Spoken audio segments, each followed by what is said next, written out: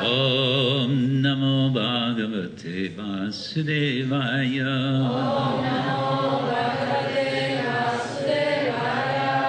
Om Namo Bhagavate Vasudevaya.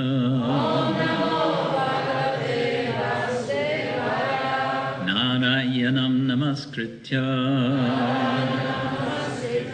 Naram Chaiva Narottamam Deving Saraswating Vyasam Tato Jayamudiraye Nashta Praishavavadreshu Nityam Bhagavata Sevaya Bhagavati Uttama Shloke Bhaktir Bhavati Nashtiki. This morning we are reading from Srimad-Bhagavatam, Canto 6, Chapter 3. Yamaraj instructs his messengers. We have verse 5 on the board, so we can read. It's kind of dashing past verses 1 through 4, so we may back up to those. Yadi syur bahavo loke. Yadi syur bahavo loke. Śāstāro daṇḍa-dhāriṇaḥ. Śāstāro daṇḍa-dhāriṇaḥ. Kasya syātāṁ nava kasya.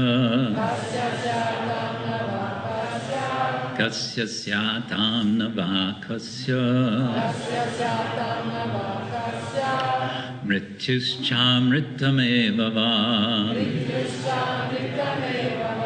Mṛtyuś cāmṛtameva va. Others?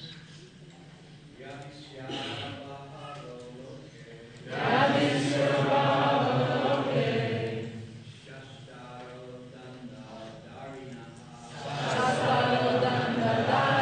Yadi syur bahavo loke. Yadi syur bahavo loke. Śāstāro daṇḍa-dhāriṇaḥ. Śāstāro daṇḍa-dhāriṇaḥ. Kasya syātām nava kasya. Kasya syātām nava kasya. Mṛtyuś cāmṛtameva va. Mṛtyuś cāmṛtameva va. Yadi syur bahavo loke. Yadi syur bahavo loke. Śāstāro daṇḍa-dhāriṇaḥ. Śāstāro daṇḍa-dhāriṇaḥ. Kasya syātām nava kasya. Kasya syātām nava kasya. Mṛtyuś cāmṛtameva va. Mṛtyuś cāmṛtameva va. Yadi syur bahavo loke.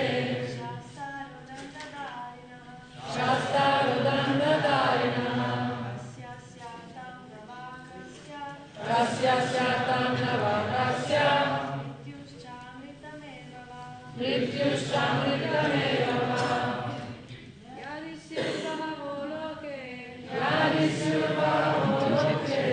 Śāstāro daṇḍa-dhāriṇaḥ. Śāstāro daṇḍa-dhāriṇaḥ. Kasya syātām nava kasya. Kasya syātām nava kasya. Mṛtyuś cāmṛtameva va. Mṛtyuś cāmṛtameva va. Go ahead. Yadi syur bahavo loke. Śāstāro daṇḍa-dhāriṇaḥ. Kasya syātām nava kasya. Mṛtyuś cāmṛtameva va.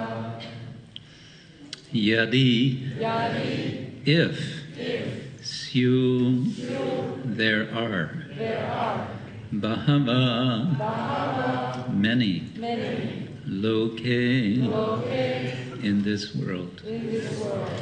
Śāstāro, rulers or controllers. daṇḍa-dhāriṇaḥ, who punish the sinful men. Kasya, of whom? Syātām, there may be. Na, not. Va, or. Kasya, of whom? Mṛtyuḥ, distress or unhappiness.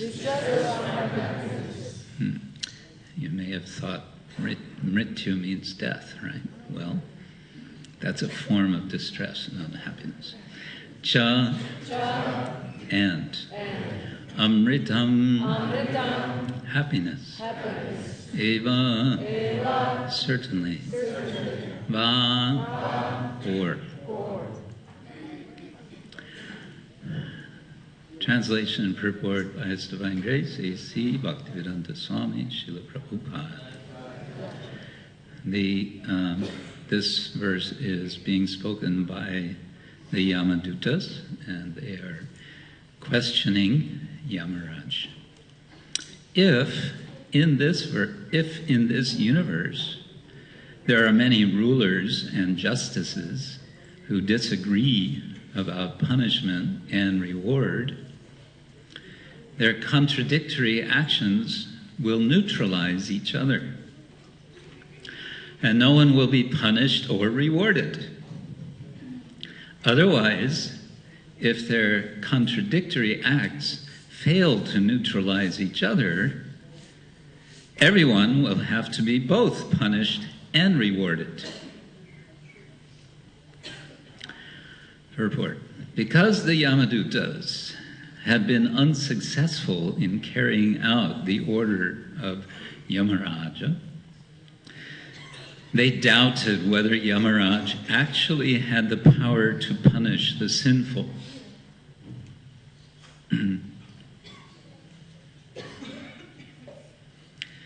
Although they had gone to arrest Ajamila, following Yamaraja's order, they found themselves unsuccessful because of the order of some higher authority. Therefore, they were unsure of whether there were many authorities or only one. If there were many authorities who gave different judgments, which could be contradictory, a person might be wrongly punished or wrongly rewarded, or he might be neither punished nor rewarded. According to our experience in the material world, a person punished in one court may appeal to another.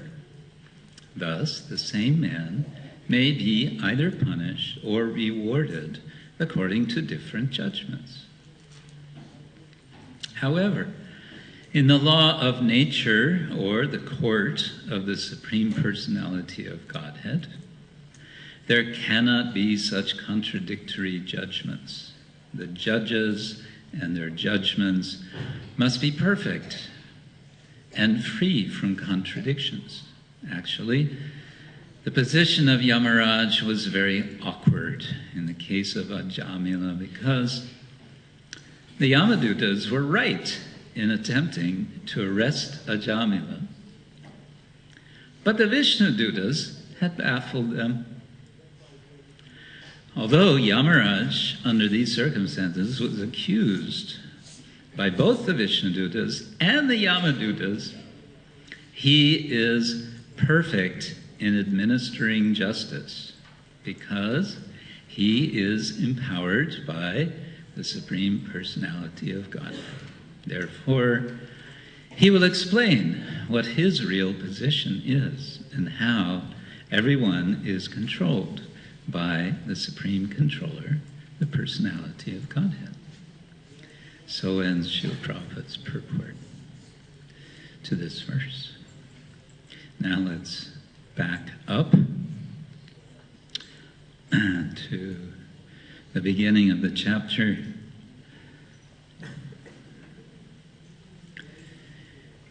King Parikshit said, "O my lord, O Shukadeva Goswami, Yamaraj is the controller of all entities, all living entities, in terms of their religious and irreligious activities.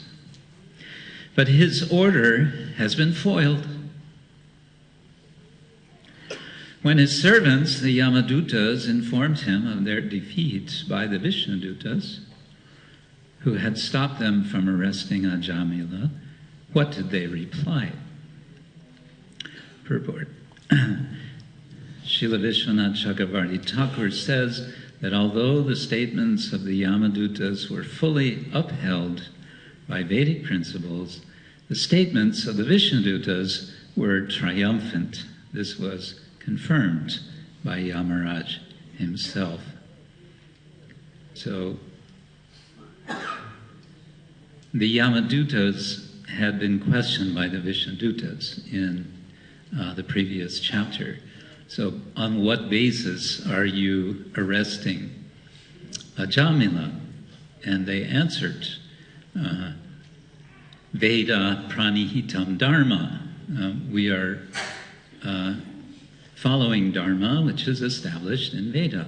And Veda is spoken, it originates in the Supreme Personality of Godhead.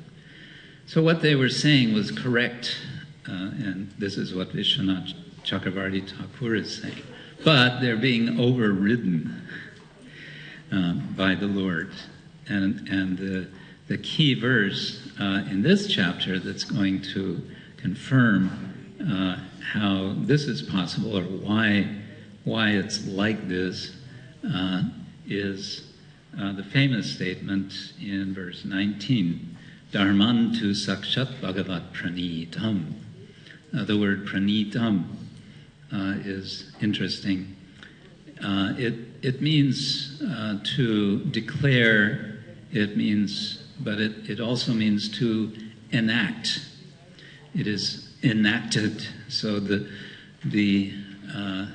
what is dharma is established by the Lord, and it's also enacted by the Lord. What the Lord does, that is dharma. And that's being elaborated in all of this section. The entire story of Ajamila is about really the enactment. In this case, Vishnu, the Vishnudutas are agents for this purpose of the enactment of dharma. Next verse. O great sage, never before has it been heard anywhere that an order from Yamaraj has been baffled.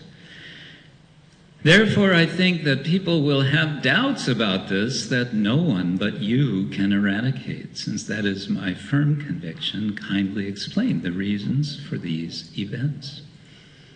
So the order of Yamaraj is unassailable, but here it seems that it's come under question. When Maharaj Yudhishthira is questioned, is riddled in the Mahabharata about what is most wonderful, what is the answer? Ahanyahani bhutani gacchantiha yamalayam śāstāro kimascharyat ata param. He says, day after day, ahanyahani bhutani, all living entities, gacchanti iha, they go to Yama Alaya, they go to the place of Yamaraj.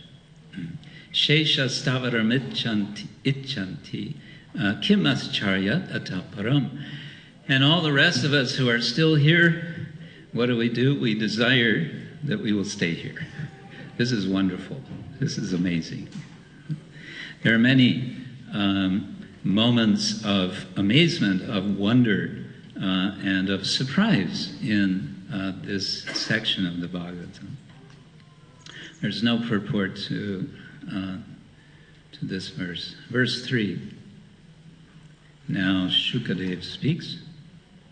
Shukadeva Goswami replied, "My dear king, when the order carriers of Yamaraj were baffled and defeated by the order carriers of Vishnu, they approached their master, the controller of Samyamani Puri and master of sinful persons, to tell him of this incident."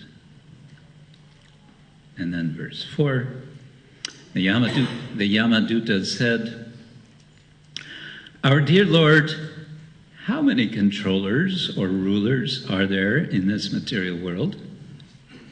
How many causes are responsible for manifesting the various results of activities performed under the three modes of material nature, sattvaguna, rajaguna, and tamaguna?" Purport. Srila Vishwanath Chakravarti Thakur says that the Yamadutas, the order carriers of Yamaraja, were so disappointed that they asked their master, almost in great anger,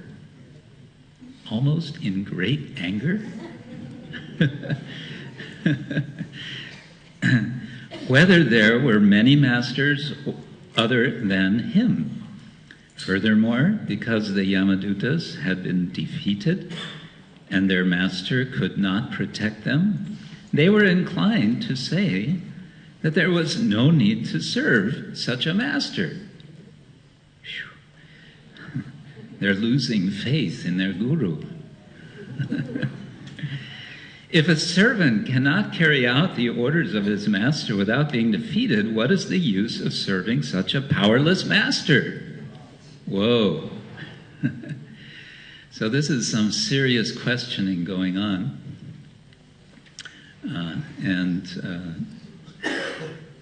It says, Prabhupada says that they're questioning almost in great anger. I think that's very interesting.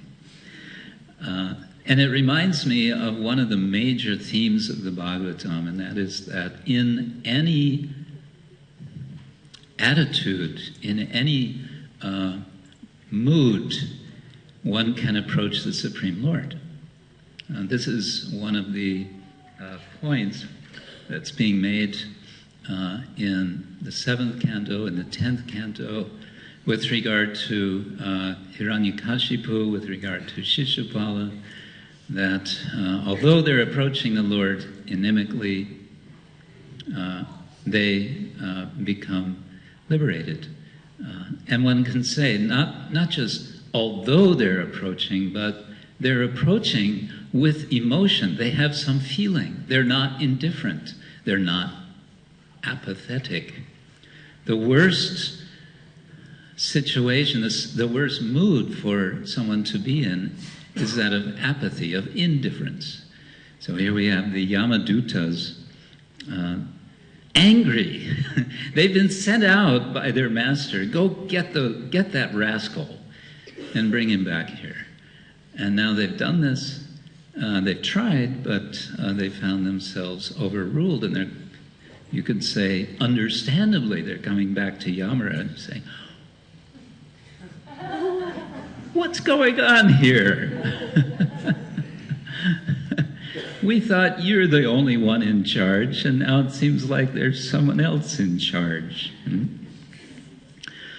And this theme, of course, comes out throughout the Bhagavatam, particularly in Canto 2, when Narada Muni approaches his father, Lord Brahma, and he questions him about his position of authority, and then Lord Brahma explains to him, actually, there is someone above me, the Supreme Personality of Godhead. And that leads into the Chaturshloki of the Bhagavatam, the essence of the Bhagavatam. Aham evagram evagre nanyat yat syat asat param. Something like that. In this verse 5, we have that same verbal form, syuḥ, which is the subjunctive form, technically, of the verb to be, which is bhu. Yadi syuḥ in this verse. what if it would be as it's starting to look like to us? It's starting to look like there are many controllers. And we're worried about that. If that's going to be the case, then the whole system is going to break down. What is the system? The system of punishment and reward. This is the concern of the Yamadutas. They've been trained up. They are servants of Yamaraj, so they understand the world on this level. Yes, day before yesterday, Hari Sori Prabhu very nicely explained how there are different levels of reality, and one of the amazing features of this whole episode is the kind of opening up from one level of reality to a higher level of reality to the higher level of reality. And this process we are witnessing. And on this level of reality of the Yamadutas, they're thinking only in terms of punishment. Śāstāro daṇḍa-dhāriṇaḥ, they say. Shasta, from Prabhupada explains the shas dhatu, which means controlling, to control.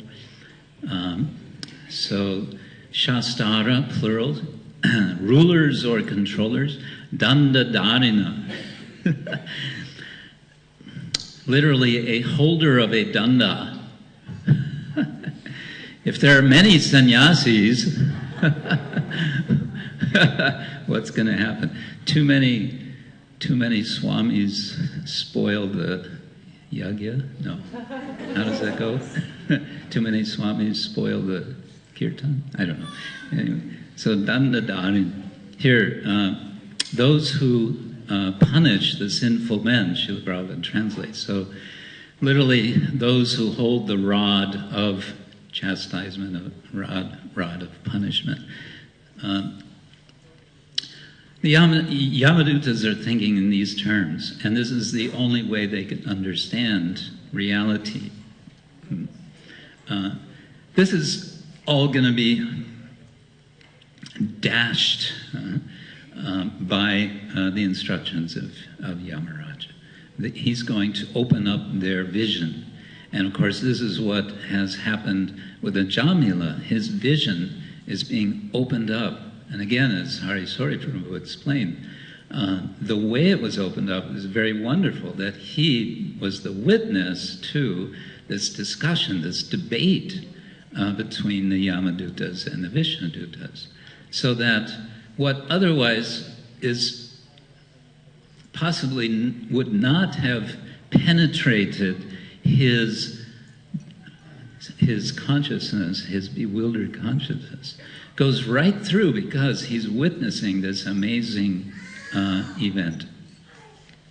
Okay, so many people see religion in such terms. It's all about, well, it's based on fear.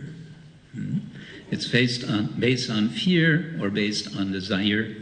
So based on fear, then what is the fear? The fear is the fear of punishment. What is the purpose of punishment? What is the idea of punishment? Why would someone be punished? What's the ultimate aim? Rehabilitation, or what's another word? Correction. Yes. In America, they sometimes use that term, correctional institute, for a prison, or they have a juvenile correctional institute. Interesting phenomenon happening in America now is that many of the so-called correctional institutes are being handed over to private companies because the government is finding they can't manage them so well. So private companies, and what means private company? It means they want to make profit. And what does that mean? That means the more prisoners, the better. And so a really kind of scary situation is happening where I was seeing an interview with one teenage girl who had been in some such correctional institute for, I think it was some months. And what was her fault? Some minor offense she had made in the school. And then she was taken before a judge, and the period of time that she had in the trial was something like 3 minutes. And it comes out that these judges are being encouraged by these companies to judge in such a way that will be beneficial to the company, which is running the correctional institute. That is what is happening in our so-called modern civilization, as Prabhupada called it. So on this level of understanding, there cannot be understanding of Bhagavad Dharma. Bhagavad Dharma is what the Bhagavatam is about, and that is what is being illuminated. That's what's being revealed throughout the Bhagavatam, and in a very particular way in this particular pastime. And as we mentioned, there are some surprises here, and I thought we could reflect for a few minutes on surprises in the Bhagavatam. Thinking of Mother Yashoda and how surprised she is when she looks into the mouth of her little son, Krishna. She has been told that Krishna has been eating dirt, and she feels inclined that she needs to correct her son. Don't eat dirt. And so he, on her insistence, opens his mouth, and what does she see in his mouth? She sees everything. Not only does she see everything, but she sees herself, and she sees her situation, and she realizes, as she is being given this vision, this universal form of the Lord within the Lord's mouth, she reflects. She says, here I am thinking I am the wealthy wife of a very successful husband, Nanda Maharaj, and I'm thinking that all of this in Braja is going on in such and such ways. It's interesting, she is suddenly realizing I'm thinking in material ways, but who is this who is reflecting? It's Mother Yashoda. Mother Yashoda is not, she is an eternal associate of the Lord. There's no question of her having any material thought, and yet she feels prompted to think, I'm thinking in material ways. This is not good. Anyway, and she says, all right, close your mouth. And she goes on being as she always is in her mood of devotion to the Lord. In the Bhagavatam, Yudhishthira is also surprised. He's very surprised when he witnesses how Shishupal has had his head sliced off very cleanly by the chakra of Krishna. But that wasn't so surprising. What was surprising was what happened immediately after that. What happened immediately after that? The spark of the soul, the Atma of Shishupal, went into the body of Krishna. What? How is that possible? No, that can't be. He's just been insulting him like anything. Krishna has been counting the insults. 1, 2, 3, 4, 5, 96, 97, 98, 99, 100. Okay, that was enough. He had his blessing. 100. He had that promise. The mother of Shishupal had the promise. He can insult me 100 times and I will do nothing. So 101 times, okay, that's enough.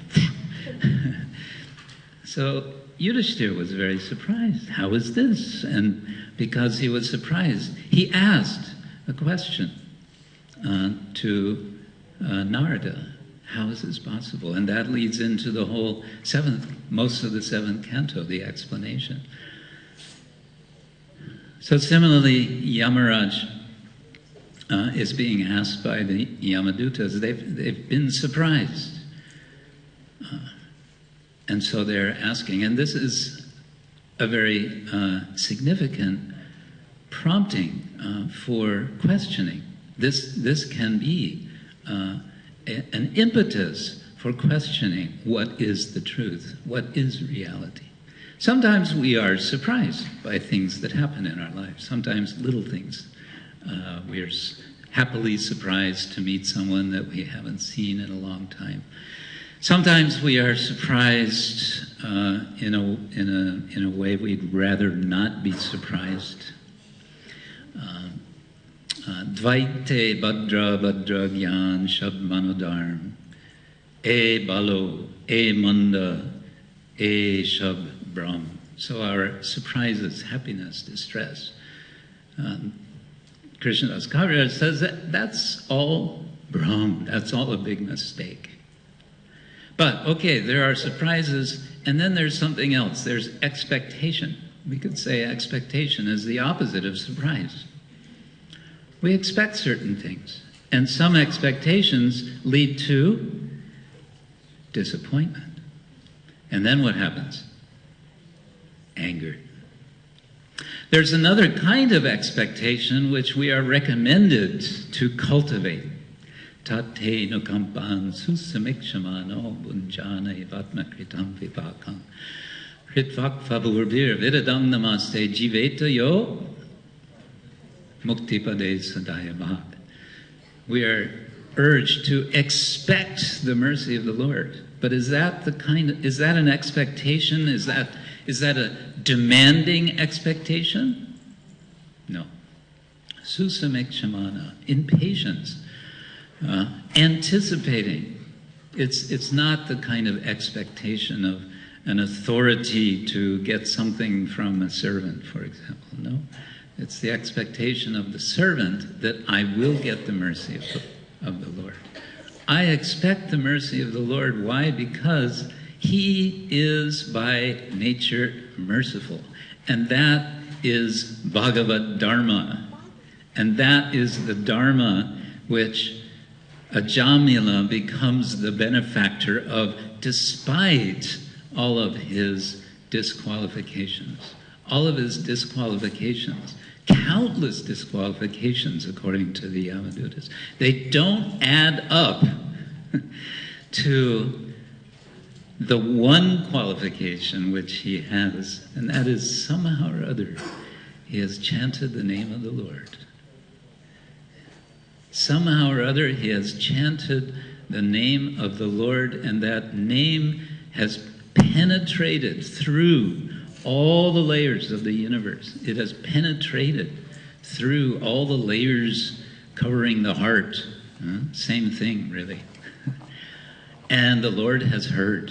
When we chant Hare Krishna, what are we doing? We are calling, O Hari, O Hara, O Krishna, O Rama. We're trying to pierce through all those layers. So Yamaraj is the benefactor of this Bhagavad Dharma, despite the unlikelihood, or because of the unlikelihood, because the Lord wants to show even the most unlikely person can be the recipient of the full blessings of the Lord. Hare Krishna. We have 5 minutes according to our strict schedule here. I should have expected. John Prabhu, yes. Who becomes the Yamadutas, and what karma do you have to take, to become a Yamaduta? Where do you sign up to become a Yamaduta?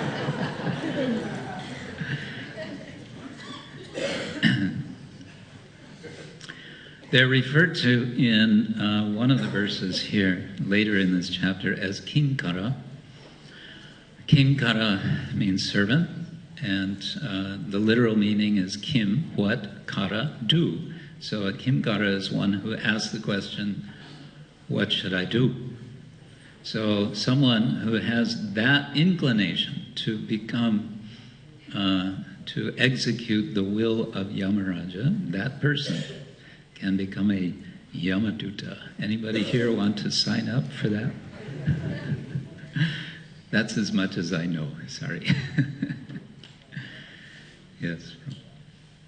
My question is that, policing all the sinful persons, similar way, those who are pious, they are rewarded by whom? Somehow I missed.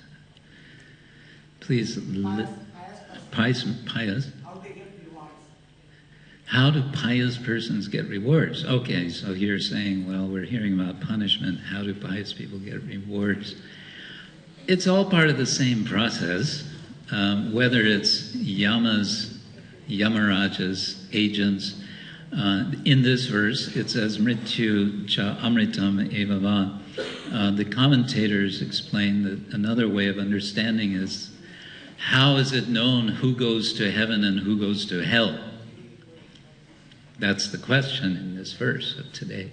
How's that going to work out if, we have different authorities? The final authority, and this is the whole point, is Krishna, is Lord Vishnu. And he has his ways, and that's ultimately, when you get down to how karma works, you try to analyze, the mechanics of karma. You don't get very far, because it's very mysterious, and it's so complex that very quickly you come to the point, all right, it must be under the Lord's control. That's all I can understand about it. It's under the Lord's control.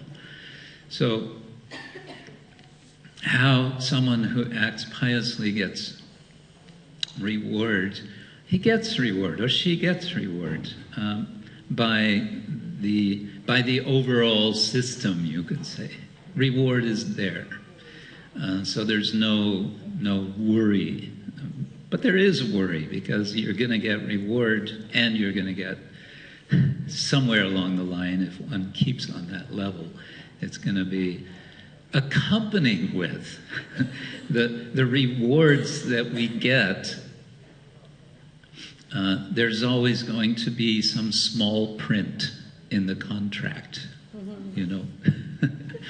In the big print it says, you will be rewarded with this and with that and with the other thing. And then there's the small print, and you will pay a price. That's the thing. So Yamaraj, he's involved in all of this because of the small print. You could say like that. Yeah. Yes, Mataji. Yes. Yes. When you read about the Yamadutas who address the Lord Yamaraj with anger, almost with anger, I thought that this is not just that, like giving him the benefit of a doubt. That the Yamadutas are giving the benefit of the doubt to Yamaraj? Almost with great anger, but not really. Oh, I see what you're saying. Almost in great anger. Okay. Yeah, I think Prabhupada's point here is that if it was kind of pure anger, then they would not be open. They wouldn't be able to even ask their question. They would just say, what kind of a ruler are you? We quit. And that would have been it.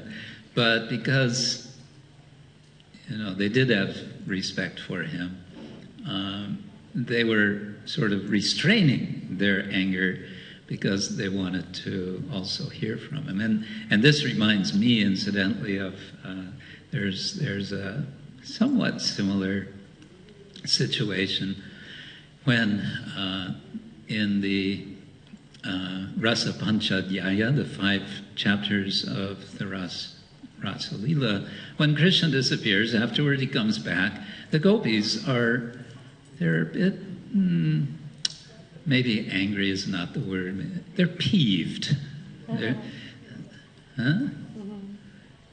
Peeved? Yeah, something, they're kind of like, come on, Krishna, why? So, but it's, they want to hear from Krishna. They want to hear his explanation. There's these different kinds of lovers. So, which one are you? What kind of dealings are you showing us? So that seems to be what's happening. Okay? Yes, good.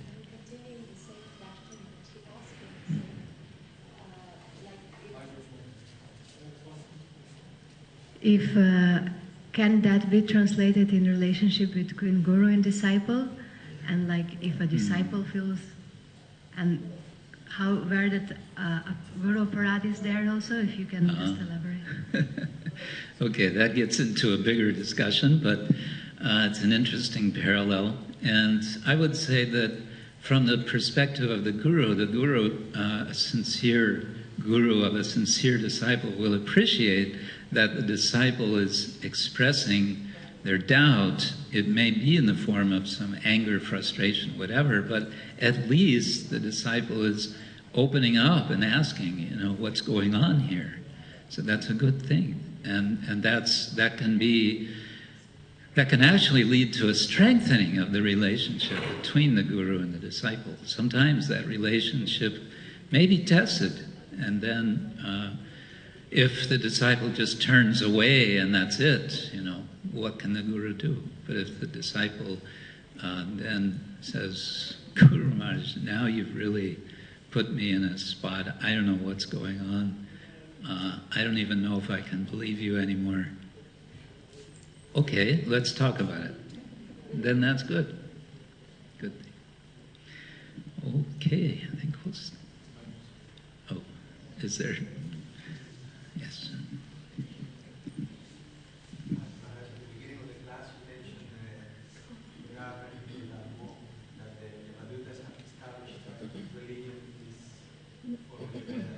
Yes. Yes.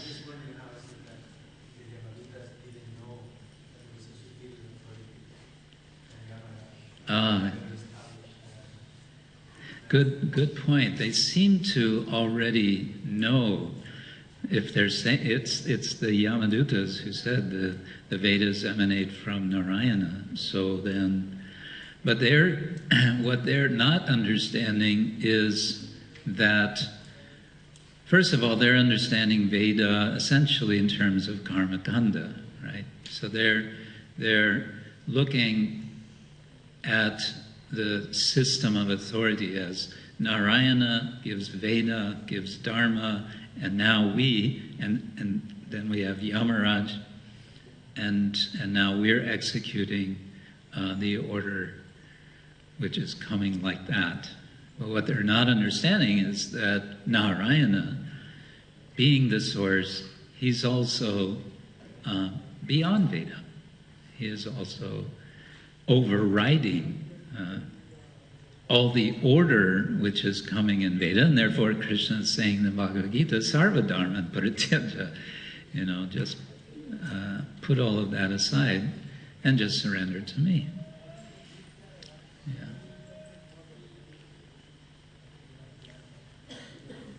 So they know, but their understanding of that situation is so limited, you could almost say they've forgotten. But they also don't understand what it means that the Lord is the source of Veda. They've heard that, Yamaraj maybe tells them. They've had their class and they had their exam for qualification to be a Yamaduta, and they passed, said yes, the source of Dharma is the Veda, and the source of Veda is Narayan. But that's as much as they understood. Gita Nagari. Please, yes. Yamadutas are people who went to pretty local planet, and then when the descendants stop offering Shraddha ceremony, then they become Yamadutas. Oh, okay. You become a Yamaduta if you are not the recipient of the Shraddha ceremony, or Shraddha ceremony. That's one of the reasons why we're so enthusiastic to do the job. Oh, okay. That's interesting. Yeah, thank you. The descendants have failed them in a sense. Right. Yeah, it kind of makes sense, doesn't it? Enjoying on the pretty local planet, the Shraddha ceremony stopped, and now they have to go to work and not doing it. A little enthusiastic about, how you say, Enforcing Vedic rules, right? Yes. Thank you. Interesting. So there you go with you. Okay, thank you all so much. Grantaraj Srimad-Bhagavatam ki. Srila Prabhupada ki. Gaur Premanande.